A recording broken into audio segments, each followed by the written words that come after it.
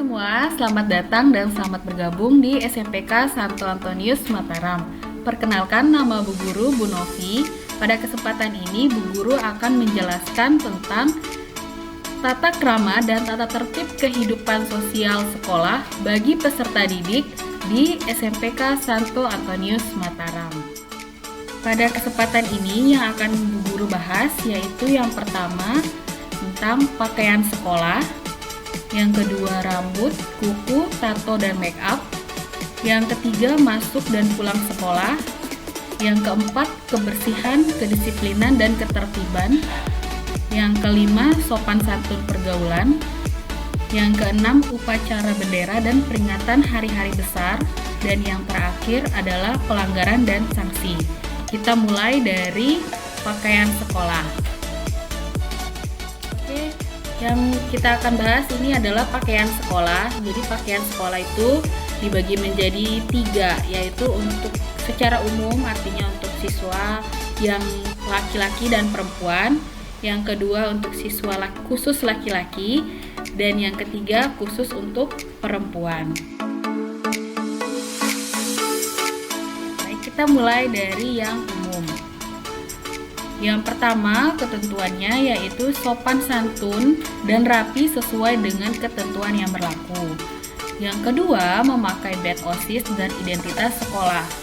Yang ketiga memakai topi dan dasi sekolah sesuai dengan ketentuan, ikat pinggang warna hitam dan berlogo atau bertuliskan nama sekolah di bagian depan.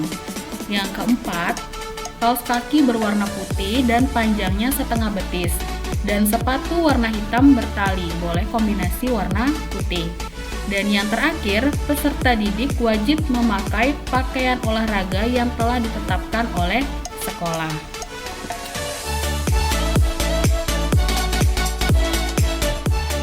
Yang kedua, sekarang kita bahas khusus untuk pakaian sekolah yang laki-laki.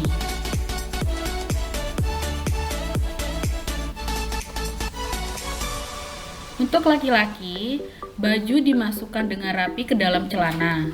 Yang kedua, panjang celana sesuai dengan ketentuan, yaitu 5 cm di bawah lutut. Yang ketiga, celana dan lengan baju tidak boleh digulung atau dilipat. Yang keempat, celana tidak disobek.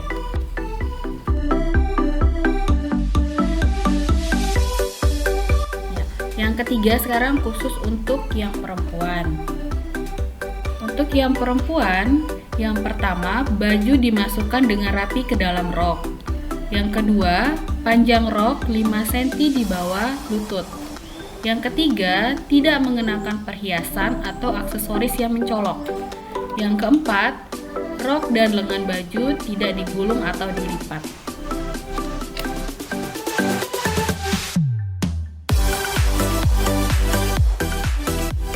Oke, sekarang kita lanjut ke bagian kedua, yaitu rambut, kuku, tato, dan make up. Untuk rambut, kuku, tato, dan make up ini juga sama dibagi menjadi 3, yaitu secara umum untuk siswa yang laki-laki maupun yang perempuan. Kemudian yang kedua khusus untuk laki-laki saja, dan yang ketiga khusus perempuan. Oke, sekarang kita mulai dari yang umum.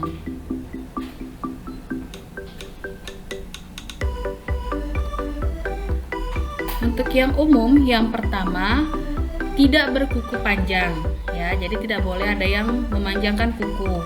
Dan yang kedua tidak mengecat rambut.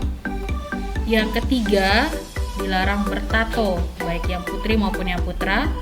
Dan yang keempat dilarang kukunya dikuteks.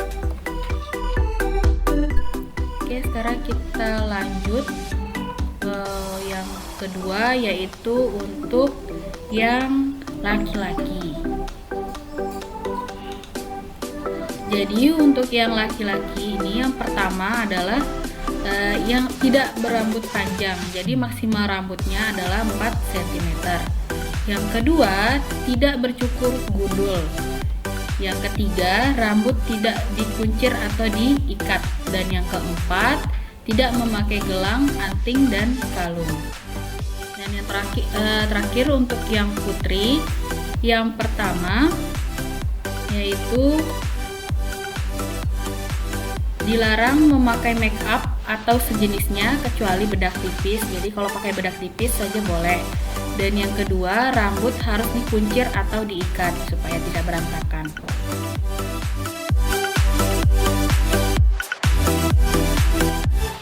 Ya, yang ketiga sekarang yaitu masuk dan pulang sekolah. Untuk masuk dan pulang sekolah, peraturannya yang pertama yaitu peserta didik tidak diperkenankan mengendarai sepeda motor. Yang kedua, peserta didik wajib hadir di sekolah paling lambat 7.15. Dan yang ketiga, peserta didik yang terlambat datang ke sekolah wajib lapor ke guru piket. Yang keempat, selama pelajaran berlangsung dan pada pergantian jam pelajaran, peserta didik dilarang berada di luar kelas. Yang kelima, pada waktu istirahat, peserta didik dilarang berada di dalam kelas dan di lantai 2. Dan yang terakhir yaitu, pada waktu pulang, peserta didik diwajibkan langsung pulang ke rumah, kecuali yang menunggu jemputan.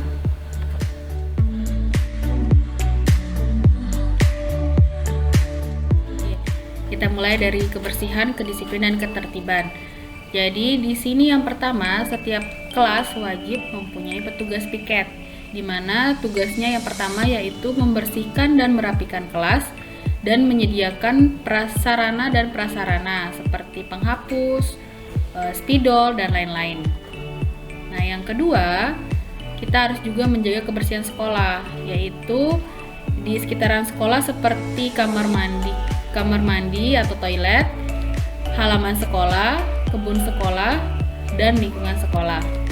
Dan yang ketiga itu menjaga ketenangan belajar, di mana di sini tempatnya itu kelas, perpustakaan, laboratorium, dan tempat lainnya di lingkungan sekolah. Yang keempat, jadwal kegiatan sekolah. Jadi di sini akan dibagi jadwal untuk penggunaan peminjaman buku di perpustakaan, penggunaan laboratorium, dan sumber belajar lainnya.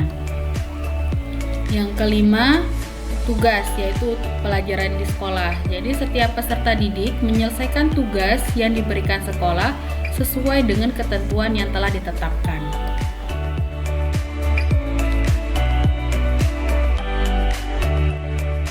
Ya, kita lanjut yang kelima, yaitu tentang sopan santun pergaulan.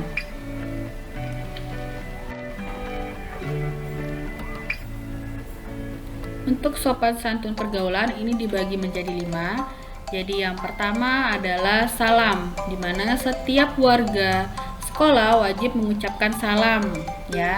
Jadi entah sesama guru, sesama murid, itu semuanya saling mengucapkan salam.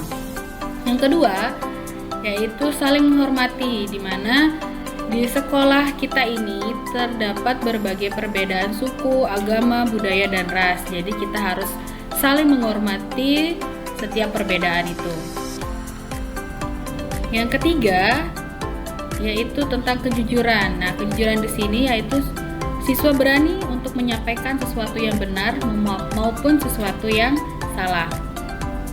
Yang keempat, sopan. Nah, di sini siswa harus menyampaikan pendapatnya secara sopan tanpa menyinggung perasaan orang lain. Dan yang kelima yaitu 3 kata ajaib, yaitu maaf, terima kasih, dan tolong.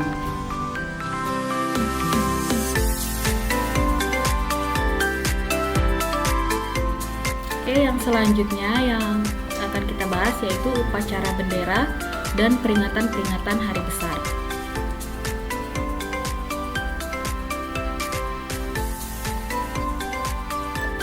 Untuk upacara bendera dan peringatan-peringatan hari besar dibagi menjadi 2. Yang pertama, untuk upacara bendera setiap hari Senin. Jadi, setiap peserta didik wajib mengikuti upacara bendera dengan pakaian seragam yang telah ditentukan, yaitu topi, dasi, sabuk, dan blazer. Kemudian yang kedua, peringatan untuk hari besar seperti 17-an, hari guru, dan lain-lain. Setiap peserta didik wajib mengikuti upacara peringatan hari-hari besar nasional seperti Hari Kemerdekaan, Hari Pendidikan Nasional, dan lain-lain sesuai dengan ketentuan yang berlaku.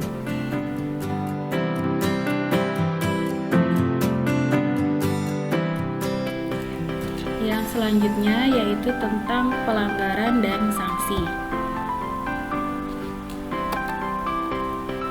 Untuk pelanggaran dan sanksi dibagi menjadi 5. Yang pertama yaitu teguran. Untuk teguran ini biasanya untuk yang 1 atau 2 kali pelanggaran. Untuk pelanggarannya seperti tidak memakai atribut sekolah, terlambat ke sekolah, bolos, dan merusak fasilitas sekolah.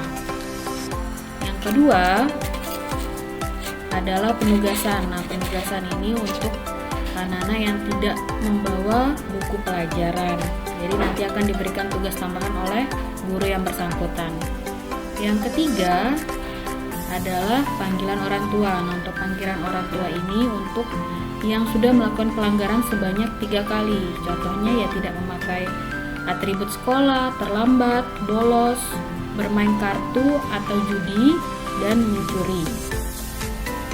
Yang keempat adalah skorsing. Nah, untuk skorsing ini yang untuk lebih dari 3 kali. Jadi contohnya berkelahi, bolos, membuat keonaran. Dan yang terakhir yaitu dikeluarkan. Nah, dikeluarkan ini untuk pelanggaran yang sudah sangat fatal seperti berzina dan membawa obat-obat terlarang. Nah, sekian dari Bu Guru tentang tata krama dan tata tertib sekolah. Untuk lebih jelasnya bisa nanti dilihat di buku tatip. Sekian dan terima kasih.